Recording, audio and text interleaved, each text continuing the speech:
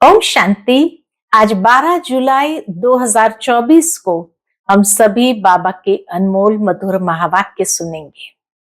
आज की मुरली में बाबा कहे, तुम सच्चे साहबजादे सो शहजादे हो।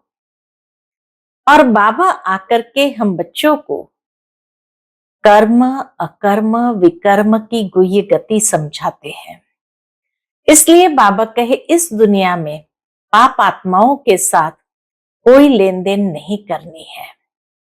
अभी हम बच्चों को स्वयं को आत्म समझकर परमात्मा बाप को याद करना है।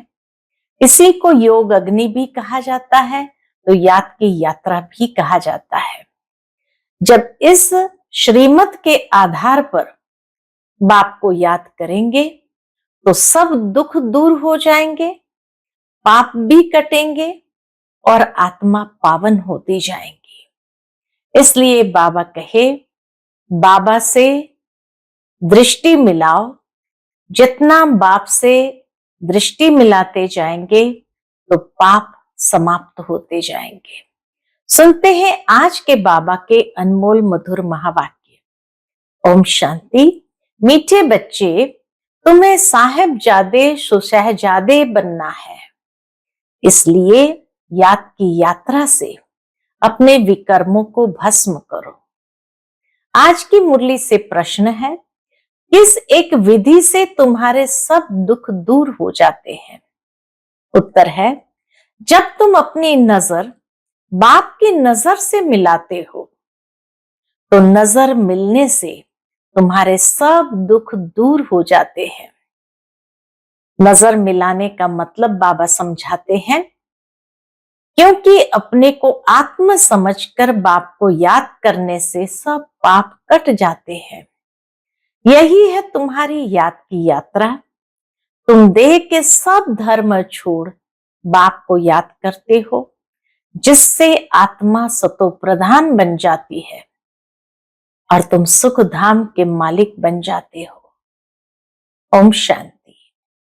शिव भगवान वाच, अपने को आत्मा समझकर बैठो। शिव भगवान वाच, अपने को आत्मा समझकर बैठो। बाप फरमाते हैं, शिव भगवान वाच माना ही शिव बाबा समझाते हैं, बच्चे अपने को आत्मा समझकर बैठो, क्योंकि तुम सब ब्रदर्स हो, एक ही बाप के बच्चे हो। एक ही बाप से वर्षा लेना है, हूबहू जैसे 5000 वर्ष पहले बाप से वर्षा लिया था। आदि सनातन देवी देवताओं की राजधानी में थे। बाप बैठ समझाते हैं, तुम सूर्यवंशी अर्थात विश्व के मालिक कैसे बन सकते हो? मुझ अपने बाप को याद करो। तुम सब आत्माएं भाई भाई हो। ऊंचते ऊंच भगवान एक ही है। वो सच्चे साहब के बच्चे साहेबजादे हैं। बाबा कहे, ऊंचते ऊंच भगवान एक है, वो सच्चे साहब के बच्चे साहबजादे हैं। ये बाप बैठ समझाते हैं। उनकी श्रीमत पर बुद्धि का योग लगाएंगे तो तुम्हारे पाप सब कट जाएंगे, सब दुख दूर हो जाएंगे। बाप से जब हमारी आंखें मिलती है तो सब दुख दूर हो जाते हैं। बाबा की दृष्टि पड़ते ही हमारे सब दुख दूर हो जाते हैं। इसीलिए तो भक्ति मार्ग में भी कहते हैं कि भगवान आपकी कृपा दृष्टि हमारे पर रहे, क्योंकि भगवान की दृष्टि ही में इतनी पावर है जो सब दुख दूर कर देते हैं। आंखें मिलाने का भी अर्थ समझाते हैं। क्या है आंखें मिलाने का अर्थ? अपने को आत्मा समझ बाप को याद करो। यह है याद की यात्रा। इसको योग अग्नि भी कहा जाता है। इस योग अग्नि से तुम्हारे जो जन्म जन्मांतर के पाप है वह भस्म हो जाएंगे। यह है ही दुख धाम, सभी नरकवासी है। तुमने बहुत पाप किए हैं। इसको कहा जाता है रावण राज्य। सतयुग को कहा जाता है राम राज्य। तुम ऐसे समझा सकते हो। बल कितनी भी बड़ी सभा बैठी हो, भाषण करने में हर्जा थोड़ी है। तुम तो भगवान वाच कहते रहते हो। शिव भगवान वाच, हम सब आत्माएं उनकी संतान है, ब्रदर्स है। बाकी श्री कृष्ण की कोई संतान थे, ऐसे नहीं कहेंगे। न इतनी रानियां ही थी। श्री कृष्ण का जब स्वयंवर होता है, नाम ही बदल जाता है। श्री कृष्ण का जब स्वयंवर होता है तो नाम ही बदल जाता है। हाँ, ऐसे कहेंगे लक्ष्मी नारायण के बच्चे थे। राधे कृष्ण ही स्वयंवर के बाद लक्ष्मी नारायण बनते हैं, तब एक बच्चा होता है ना। इसीलिए भक्ति मार्ग में भी गाते हैं, श्री कृष्ण गोविंद हरे मुरारी, हे नाथ नारायण नमः वासुदेव। भावार्थ ये कि श्री कृष्ण के एक ही जन्म के भिन्न भिन्न समय के ये नाम है। बचपन में जिसको श्री कृष्ण कहा, थोड़ा बड़ा हुआ ग्वाल बाल बना तो गोविंद कहा, फिर जब रास लीला रचाई तो हरे मुरारी कहा, और फिर जब राजगद्दी पर बैठते हैं तो नाथ नारायण कहा, वही वासुदेव है।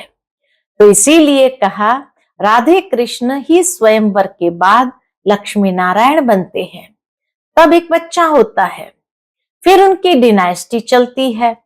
तुम बच्चों को अब माम एकम याद करना है। देह के सब धर्म छोड़ो, बाप को याद करो, तो तुम्हारे सब पाप कट जाएंगे। सतो प्रधान बन स्वर्ग में जाएंगे। स्वर्ग में कोई दुख होता नहीं है, नरक में अथाह दुख है, सुख का नाम निशान नहीं। ऐसे युक्ति से बतलाना चाहिए। शिव भगवान वाच, हे बच्चों, इस समय तुम आत्माएं पतित हो, अब पावन कैसे बनो? मुझे बुलाया ही है, हे पतित पावन आओ। पावन होते ही है सतयुग में, पतित होते हैं कलयुग में। कलयुग के बाद फिर सतयुग जरूर बनना है। नई दुनिया की स्थापना, पुरानी दुनिया का विनाश होता है। गायन भी है ब्रह्मा द्वारा स्थापना। हम ब्रह्मा कुमार कुमारियां एडॉप्टेड चिल्ड्रन है। हम सभी शिव बाबा के एडॉप्टेड चिल्ड्रन है। हम है ब्राह्मण चोटी। विराट रूप भी है ना, पहले ब्राह्मण जरूर बनना पड़े। ब्रह्मा भी ब्राह्मण है। ब्रह्मा भी सबसे पहले ब्राह्मण है। देवताएं है ही सतयुग में। सतयुग में सदा सुख है, दुख का नाम नहीं। कलयुग में अपरंपार दुख है, सब दुखी है। ऐसा कोई नहीं होगा जिसको दुख ना हो। यह है रावण राज्य। ये रावण भारत का नंबर 1 दुश्मन है। ये रावण भारत का नंबर 1 दुश्मन है। हर एक में 5 विकार है। सतयुग में कोई विकार नहीं होते। वह है पवित्र गृहस्थ धर्म। अभी तो दुख के पहाड़ गिरे हुए हैं, और भी गिरने हैं, और भी बाबा कहे गिरने हैं। ये इतने बॉम्ब्स आदि बनाते रहते हैं, रखने के लिए थोड़ी, बहुत रिफाइन कर रहे हैं। फिर रिहर्सल होगी, फिर फाइनल होगा। अभी समय बहुत थोड़ा है। ड्रामा तो अपने समय पर पूरा होगा ना। ड्रामा तो अपने समय पर पूरा होगा ना। पहले पहले शिव बाबा का ज्ञान होना चाहिए। कुछ भी भाषण आदि शुरू करते हो तो हमेशा पहले पहले कहना है शिवाय नमः, क्योंकि शिव बाबा की जो महिमा है वो और कोई की नहीं हो सकती। शिव जयंती ही हीरे तुल्य है। शिव जयंती ही हीरे तुल्य है। श्री कृष्ण के चरित्र आदि कुछ है नहीं। सतयुग में तो छोटे बच्चे भी सतो प्रधान ही होते हैं। बच्चों में कोई चंचलता आदि नहीं होती। यहाँ जैसे बच्चे नहीं होते सतयुग में, वहां कोई चंचलता आदि नहीं होती। श्री कृष्ण के लिए दिखाते हैं, मक्खन खाते थे, यह करते थे। ये तो महिमा के बदले और ही ग्लानि करते हैं। इतना खुशी में आकर कहते ईश्वर सर्वव्यापी है। तेरे में भी है, मेरे में भी है, ये बड़ी भारी ग्लानि है। बाबा की बड़ी भारी ग्लानि है, परंतु तमो प्रधान मनुष्य इन बातों को समझ न सके। तो पहले पहले बाप का परिचय देना चाहिए। वह निराकार बाप है, जिनका नाम ही है कल्याणकारी शिव, सर्व का सदगति दाता। वह निराकार बाप सुख का सागर, शांति का सागर है। अब इतना दुख क्यों हुआ है? क्योंकि रावण राज्य है। रावण है सबका दुश्मन, उसको मारते भी है परंतु मरता ही नहीं। कहते हैं एक गला उड़ा है तो दूसरा निकल आता है, मरता ही नहीं। यहां भी ऐसे ही है। रावण को नंबर 1 दुश्मन क्यों कहा? क्योंकि रावण कोई असुर तो नहीं था, ब्राह्मण था। दिखाते हैं ना, ब्राह्मण है, ऊंची जाति का था। रावण जैसा धनवान कोई नहीं था, रावण जैसा बुद्धिवान कोई नहीं था, रावण जैसा ज्ञानवान कोई नहीं था। खूब शास्त्रों का ज्ञान था, और रावण जैसा भक्त भी कोई नहीं था। जीवन की जो 4 आवश्यकता मानी जाती है, बल, शक्ति, बुद्धि, धन, तो ये चारों ही रावण के अंदर थी। इतना बड़ा भक्त था, शिव भक्त था, परंतु फिर भी उसको दुश्मन माना। क्यों? क्योंकि उसके जीवन में 2 कमजोरी आ गई थी। एक तो चरित्रहीनता, अनैतिकता, और दूसरी अहंकार।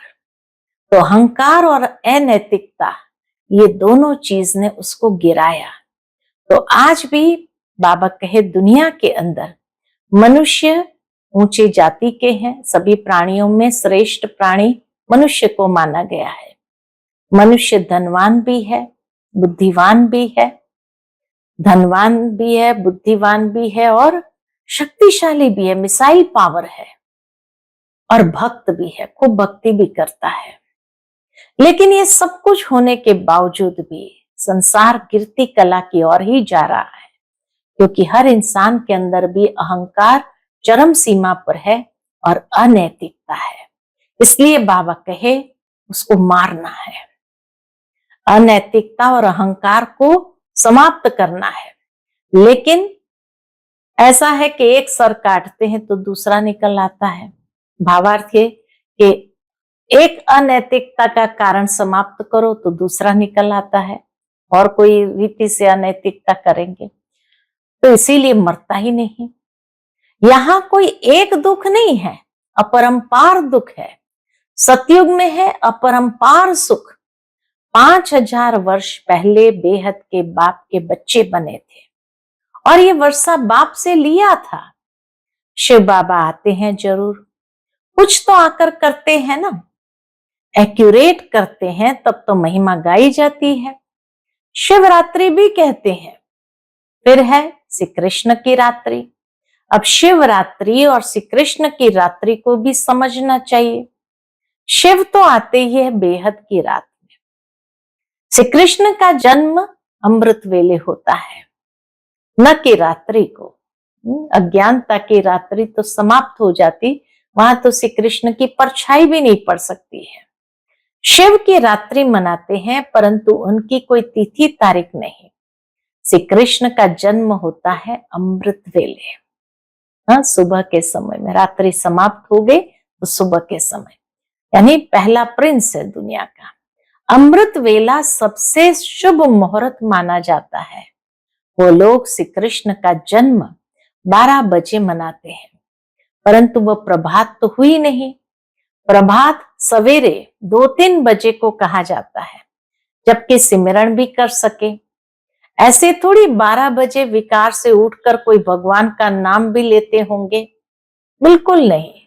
अमृत वेला 12 बजे को नहीं कहा जाता है। उस समय तो मनुष्य पतित गंदे होते हैं, वायुमंडल ही सारा खराब होता है। 2:30 बजे थोड़ी कोई उठता है। 3-4 बजे का समय अमृत वेला है। उस समय उठकर मनुष्य भक्ति करते हैं। ये टाइम तो मनुष्य ने बनाया है, परंतु वह कोई समय है नहीं। तो तुम श्री कृष्ण की वेला निकाल सकते हो। शिव की वेला कुछ भी नहीं निकाल सकते, यह तो खुद ही आकर समझाते हैं। तो पहले पहले महिमा बतानी है किसकी? शिव बाबा की। गीत पिछाड़ी में नहीं, पहले बजाना चाहिए। शिव बाबा सबसे मीठा बाबा है, उनसे बेहद का वर्षा मिलता है। आज से 5000 वर्ष पहले यह श्री कृष्ण सतयुग का पहला प्रिंस था। वहां अपरंपार सुख थे। अभी भी स्वर्ग का गायन करते रहते हैं। कोई मरता है तो कहेंगे फलाना स्वर्ग गया। अरे अभी तो नरक है। स्वर्ग हो तो स्वर्ग में पुनर्जन्म ले सके। समझाना चाहिए, हमारे पास तो इतने वर्षों का अनुभव है। वह सिर्फ 15 मिनट में तो नहीं समझा सकते, इसमें तो टाइम चाहिए। पहले पहले तो 1 सेकंड की बात सुनाते हैं। कौन सी बात सुनाते हैं? कि बेहद का बाप जो दुख हरता सुख करता है, उनका परिचय देते हैं। वह हम सब आत्माओं का बाप है। हम भी के सब शिव बाबा की श्रीमत पर चलते हैं। बाप कहते हैं तुम सब भाई भाई हो, मैं तुम्हारा बाप हूं। मैं 5000 वर्ष पहले आया था, तभी शिव जयंती मनाते हो। स्वर्ग में कुछ मनाया नहीं जाता, शिव जयंती होती है, जिसको फिर भक्ति मार्ग में यादगार मनाया जाता है। शिव जयंती को भक्ति मार्ग में यादगार बना दिया और यादगार मनाया जाता है। ये गीता एपिसोड चल रहा है। नई दुनिया की स्थापना ब्रह्मा द्वारा, पुरानी दुनिया का विनाश शंकर द्वारा। अब इस पुरानी दुनिया का वायुमंडल तो तुम देख रहे हो। इस पतित दुनिया का विनाश जरूर होना है, इसलिए कहते हैं पावन दुनिया में ले चलो। ये प्रभु पतित पावन आकर हमें पावन दुनिया में ले चलो। अथाह दुख है, लड़ाई मौत विधवापना जीव घात करना। कितने प्रकार के दुख बाबा ने गिना दिए। सतयुग में तो अपार सुखों का राज्य था। यह एम ऑब्जेक्ट का चित्र तो जरूर वहां ले जाना चाहिए। ये लक्ष्मी नारायण विश्व के मालिक थे। 5000 वर्ष की बात सुनाते हैं। उन्होंने कैसे यह जन्म पाया, कौन से कर्म किए जो यह बने। कर्म अकर्म विकर्म की गति बाप ही समझाते हैं। सतयुग में कर्म अकर्म हो जाते हैं। यहाँ तो रावण राज्य होने कारण कर्म विकर्म बन जाते हैं, इसलिए इसको पाप आत्माओं की दुनिया कहा जाता है। लेन देन भी पाप आत्माओं से ही है। आज की दुनिया में लेन देन भी पाप आत्माओं से ही है। पेट में ही बच्चा होता है तो सगाई कर देते हैं। कितनी क्रिमिनल दृष्टि है। यहाँ है ही क्रिमिनलाइज्ड। सतयुग को कहा जाता है सिविलाइज्ड। यहाँ आंखें बहुत पाप करती है, वहां कोई पाप नहीं करते। सतयुग से लेकर कलयुग अंत तक हिस्ट्री ज्योग्राफी रिपीट होती है। ये तो जानना चाहिए ना। दुख धाम सुख धाम क्यों कहा जाता है? सारा मदार है पतित और पावन होने पर। इसलिए बाप कहते हैं काम महाशत्रु है, इसको जीतने से तुम जगत जीत बनेंगे। आधा कल्प पवित्र दुनिया थी जिसमें श्रेष्ठ देवता थे, अब तो भ्रष्टाचारी है। एक तरफ कहते भी है ये भ्रष्टाचारी दुनिया है, फिर सबको श्री श्री कहते हैं, टाइटल भी लगा देते हैं श्री श्री, फिर सबको श्री श्री कहते रहते। जो आता है वो बोल देते हैं। ये सब समझना है। अब तो मौत सामने खड़ा है। बाप कहते हैं माम एकम याद करो तो पाप कट जाएंगे, तुम सतो प्रधान बन जाएंगे, सुखधाम के मालिक बनेंगे। अभी तो है ही दुख। कितना भी वे लोग कॉन्फ्रेंस करे, संगठन करे, परंतु इनसे कुछ होना नहीं है। कॉन्फ्रेंस संगठन करने से कोई दुख समाप्त होना नहीं है। सीढ़ी नीचे उतरते ही जाते हैं। बाप अपना कार्य अपने बच्चों द्वारा कर रहा है। तुमने पुकारा, हे पतित पावन आओ, तो मैं अपने समय पर आया हुआ हूं। यदा यदा ही धर्मस्य, इसका अर्थ भी नहीं जानते हैं। बुलाते हैं तो जरूर खुद पतित है। बाप कहते हैं रावण ने तुमको पतित बनाया है, अब मैं पावन बनाने आया हूं। वह पावन दुनिया थी, अब पतित दुनिया है। 5 विकार सब में है, अपरंपार दुख है, सब तरफ अशांति ही अशांति है। जब तुम बिल्कुल तमो प्रधान पापात्मा बन जाते हो, तब मैं आता हूं। जो मुझे सर्वव्यापी कह मेरा अपकार करते हैं, ऐसे ऐसे का भी मैं उपकार करने आता हूं। मुझे तुम निमंत्रण देते हो कि इस पतित रावण की दुनिया में आओ, पतित शरीर में आओ। मुझे भी रथ तो चाहिए ना, पावन रथ तो चाहिए नहीं। रावण राज्य में है ही पतित, पावन कोई है नहीं। सब विकार से ही पैदा होते हैं। ये विशेष वर्ल्ड है, वह है वाइसलेस वर्ल्ड। अब तुम तमो प्रधान से सतो प्रधान कैसे बनेंगे? पतित पावन तो मैं ही हूं, मेरे साथ योग लगाओ। भारत का प्राचीन राजयोग यह है, आएंगे भी जरूर गृहस्थ मार्ग में। कैसे वंडरफुल रीति आते हैं।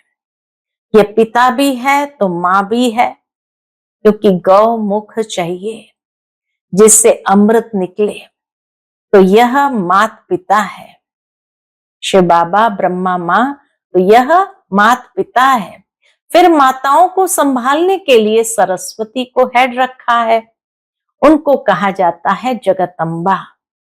काली माता कहते हैं, ऐसे काले कोई शरीर होते हैं क्या? श्री कृष्ण को काला कर दिया है, क्योंकि काम चिता पर चढ़ काले बन गए हैं। श्री कृष्ण ही सांवरा फिर गोरा बनता है। इन सब बातों को समझने लिए भी टाइम चाहिए। फोटो में कोई में भी कोई की बुद्धि में बैठता होगा, क्योंकि सभी में 5 विकार प्रवेश है। तुम यह बात सभा में भी समझा सकते हो, क्योंकि कोई को भी बोलने का हक है। ऐसा मौका लेना चाहिए। ऑफिशियल सभा में कोई बीच में प्रश्न आदि नहीं करते हैं। नहीं सुनना है तो शांति से चले जाओ, आवाज न करो, ऐसे ऐसे बैठ समझाओ। अभी तो अपार दुख है, दुख के पहाड़ गिरने हैं।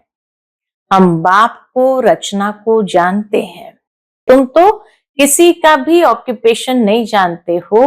बाप ने भारत को पैराडाइज कब और कैसा बनाया था, यह तुम नहीं जानते हो। दुनिया की आत्माएं नहीं जानते हैं, न बाप को न रचना को जानते हैं।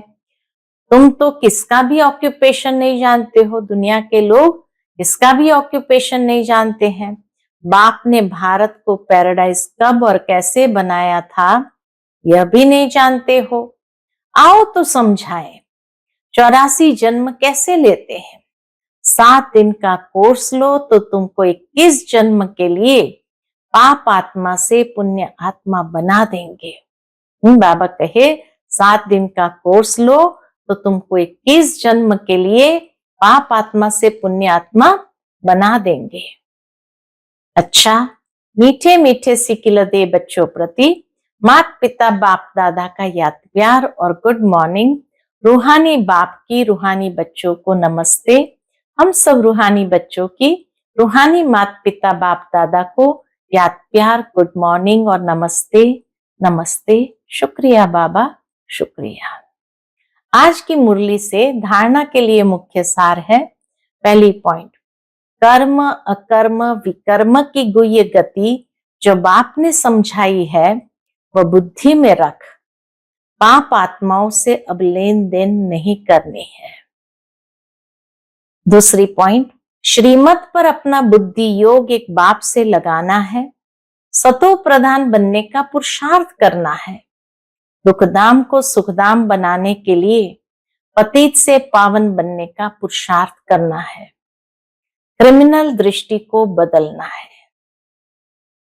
आज का बाप दादा का मधुर वरदान हम बच्चों के प्रति है, नॉलेजफुल बन, सर्व व्यर्थ के प्रश्न को यज्ञ में स्वाहा करने वाले निर्विघ्न भव। नॉलेजफुल बन, सर्व व्यर्थ के प्रश्न को यज्ञ में स्वाहा करने वाले निर्विघ्न भव। जब कोई विघ्न आते हैं तो क्या क्यों के अनेक प्रश्नों में चले जाते हैं। प्रश्नचित बनना अर्थात परेशान होना।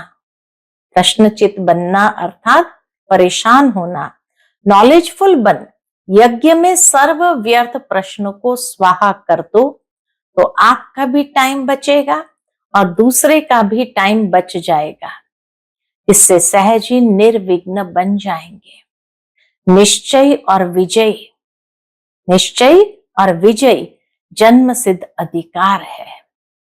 निश्चय और उसके फलस्वरूप विजयी जन्म सिद्ध अधिकार है। ईशान में रहो तो कभी भी परेशान नहीं होंगे। आज का स्लोगन है, सदा उत्साह में रहना और दूसरों को उत्साह दिलाना, यही आपका ऑक्यूपेशन है। सदा उत्साह में रहना और दूसरों को उत्साह दिलाना, यही आपका ऑक्यूपेशन यानी कर्तव्य है। अच्छा, ओम शांति।